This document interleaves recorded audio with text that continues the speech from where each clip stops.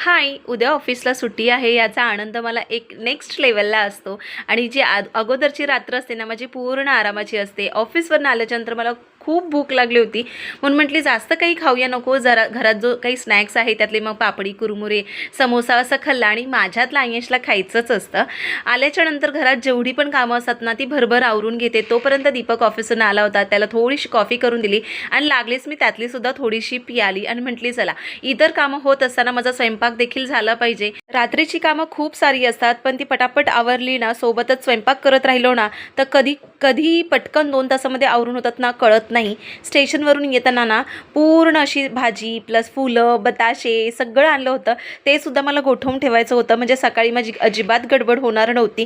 सोबतच पालक आणि वटाणे आणले होते, ते सुद्धा सोबत साफ करून घेतले की जेणेकरून मला साफ असतील ना तर दुसऱ्या दिवशी आपल्याला ना भाज्या किंवा स्वयंपाक करायला ना इझी पडून जातं. आजचा बेत होता मस्तपैकी अंड्याची भाजी. खूपदा मी अंड्याची वेगवेगळी भाजी तुम्हाला दाखवली होती, पण मग मला सुद्धाच कंटाळा आला होता आणि स्वयंपाक तर पूर्ण हवाच ना, डाळ भात भाजी चपाती, म्हणून म्हटली पटकन होईल असं अंड्याची भाजी करून घेऊया. त्याच्यामध्ये एकदम साधीशी अशी फोडणी केली आणि सोबतच घावणे केले, कारण सकाळी मी घावणे घेऊन गेली होती तर त्याचं थोडंसं पीठ उरलं होतं. म्हटली चला तेच आपण उतरूया म्हणजे चपाती नको करण्यासाठी.